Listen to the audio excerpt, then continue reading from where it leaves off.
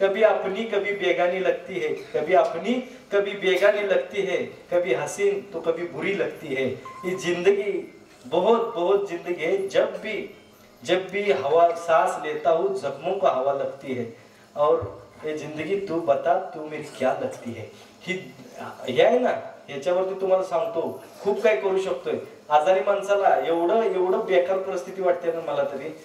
बरेच जण म्हणतात बघा, नाही हो मला ते होतच नाही, मला उठताच येत नाही, माझ्यात ताकदच नाही, हांतरुणाला खेळून राहतात माणसं। तुम्हाला सांग का, तुम्हाला उठण्याची ताकद नाही ना, मग मरण्याची ताकद कुठून येते ते सांगा। मरण्याची ताकद कुठून येते? ही ताकद परमेश्वराची ताकद आहे। ही ताकद इथं जी आहे ना, कडुलिंबाचं झाड, ही परमेश्वराची ताकद आहे। गुडघे जर दुखत असतील ना, हे काय करायचं नाही का, हे गरम करायचे, उकडायची, ही पानं उकडायची आणि गुडघ्यावर बांधायची। एका दिवसात गुडघेदुखी बंद, एकाच दिवसात करून बघा तुम्ही। पानं उकडायची, गरम गरम पानं बांधायची, पानं उकडून। तुम्हाला हे सर्दी खोकला ताप विकनेस हे सगळं असेल ना, तर ह्याच्या पानांचा काढा करायचा आणि त्यांना अंग पुसून घ्यायचं 10 मिनिटात खडखडीत। ह्या पानानं जर आंघोळ केलात, आमची आई आजही गावाकडे गेलो तर ह्याच्या पाण्याचं उकळून का नाही पाणी तयार करते, हिरवं पाणी होईस्तोपर्यंत ते पाणी उकळते कडुलिंबाची पानं टाकून, आणि ते गाळून घेऊन त्यानं मला आंघोळ घालते। माझा सगळा थकवा वर्षभराचा निघून जातोय, काही राहत नाही, सगळा विकनेस। मला म्हणतात एवढं पळतात तुम्ही थकत नाही का?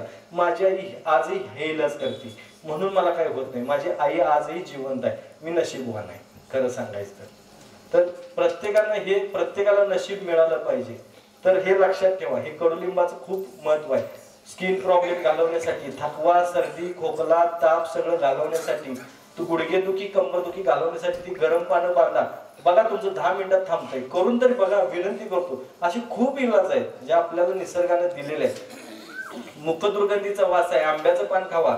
तुम्हाला समजा अपचनाचा त्रास आहे, पेरूचं पान खायचं बघा। शुगर आहे, शुगरच्या लोकांना तर मी पाया पडतो, जरा डोक्यातनं काढा। 250 शुगर आली म्हणजे तुम्ही लय मरणाच्या दारात गेलात असं डोक्यात आणू नका, कारण मी सांगितलं ना प्रत्येकाच्या शरीराची कॅपॅसिटी वेगळी आहे। सगळ्यांची उंची सारखीच आहे का?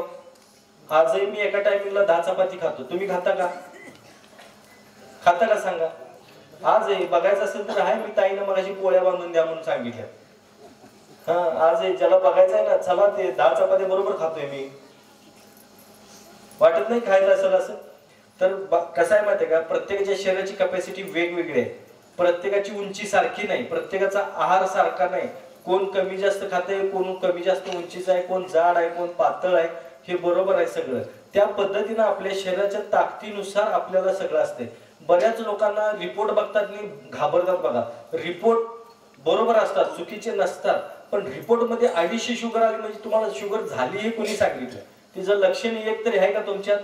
रिपोर्टवर दिसलं म्हणजे तुम्हाला शुगर झाली, तुम्ही औषधं खायला चालू केला, तो रिपोर्ट बघून बीपी वाढला, बीपीची पण औषधं तुम्ही चालू केली। कशासाठी? का सांगतोय मी? पाया पडतो सगळ्यांच्या, थोडंसं समजून घ्या मी काय सांगायला लागलोय ते। हे 250 शुगर ते 300 शुगर झाली तुमच्या शरीराच्या कॅपॅसिटीनुसार असते ते।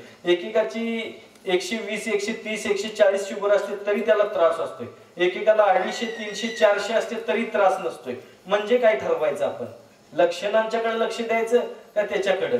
प्रत्येकाच्या शरीराच्या कॅपॅसिटीनुसार असते, त्यामुळे तुम्ही कुठल्याही रिपोर्टकडे जास्त लक्ष देऊ नका आणि सारखं तपासण्या करायला जाऊ नका। स्वतःच्या शरीरावरती जास्त अविश्वास दाखवू नका, आत्म्यावरती विश्वास ठेवा, आपल्यावरती विश्वास ठेवा। तुमचा विश्वास स्वतःवरती राहिलेला नाही, तुमचा विश्वास झालाय कशावरती गेलाय? त्या रिपोर्ट्स वरती। रिपोर्ट सगळेच बरोबर असतात, चुकीचे नसतात, पण तुमच्या शरीराची कॅपॅसिटी समजून घ्या। आता इथं सगळ्यांना चेक केलं ना माझ्या सकट, तरी काही ना काय माझ्यात कमी असेल, काही ना काय तर जास्त असेल।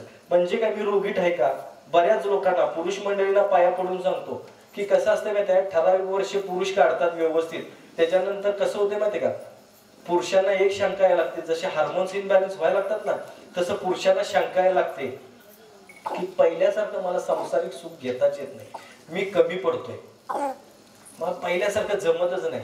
मग ह्याच्यातून पुरुषांना डिप्रेशन वाढायला लागते, आणि डिप्रेशन वाढायला लागलं की मग पुरुष काय करतो, घरात बायकोवरती पण संशय घ्यायला लागतो, पुरुष काय करायला लागतो, स्वतःला कमजोर समजायला लागतो, पुरुष काय करतो की कशातच लक्ष देत नाही, ना धड कामावर लक्ष ना कशावर लक्ष, आणि असा पुरुष मग लय अवघड होऊन बसते. काय काय पुरुष यातून सुद्धा आत्महत्या करतात. माता भगिनींचं पण तसंच आहे. माता भगिनी काय करतात माहिती आहे, देव मलाच का करतोय, असंच काय तसंच काय, कशाची माहित नाही, पण तुम्हाला 100% भीती वाटते. काळीज धडधडायला लागतं बघा, काळीज धडधड वाढते आणि तुम्हाला वाटते मला काहीतरी झालंय वाटतं. तर हे जरा डोक्यातनं काढा, पाया पडतो तुमच्या. हे प्रत्येक स्त्रीला हार्मोन्स इनबॅलन्स होत असताना गोष्टी होतात. ह्याचा अर्थ तुम्ही रोगीट आहे असं नाही आहे. याच्यावरती तुम्हाला साधे साधे इलाज सांगतो. पुरुष मंडळींचा सगळ्यांचा इलाज इथंच आहे. ही अशोकची झाड आहेत ना, ह्याच्या पानांचा जर काढा करून पिलात ना, 2 पानांचा काढा करून पिलात ना, तर लगेच तुमची कमजोरी निघून जाते बघा. तुम्ही खजूर आणि तूप खायचं.